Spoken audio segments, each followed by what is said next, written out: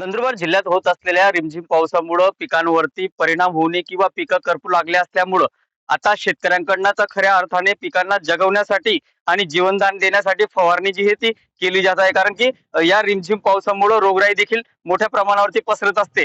त्यामुळं शेतकऱ्यांकडनं आता या फवारणी जी आहे ती दिली जात आहे.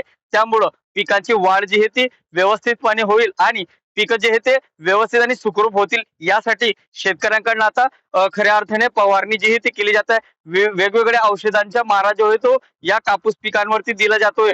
त्यामुळं या पिकांची वाढ जी आहे ती व्यवस्थित होईल. नंदुरबार जिल्ह्यामध्ये यावर्षी कापसाचे क्षेत्र जे आहे ते मोठ्या प्रमाणावरती घटलं जरी असलं तरी अनेक शेतकऱ्यांनी सुरुवातीपासूनच कापसाची लागवड जी आहे ती केली गेली होती. परंतु पाऊस नसल्यामुळे या कापसाची लागवडचे क्षेत्र जे आहे ते घटलेलं होतं. तर कापूस पिकांची वाढ जी आहे ती देखील खुंटलेली होती. परंतु या आता आलेल्या पावसामुळं काही प्रमाणावरती पिकांना जीवनदान जो आहे तो मिळत आहे. त्यामुळं शेतकऱ्यांकडनं आता फवारणी आणि औषधांचा मारा जो आहे तो या कापूस पिकांवरती होताना दिसून येत आहे. त्यामुळं उत्पन्न आणि उत्पादन वाढण्यामध्ये मोठी वाढ जी आहे ती होणार असल्याचे बोललं जात आहे.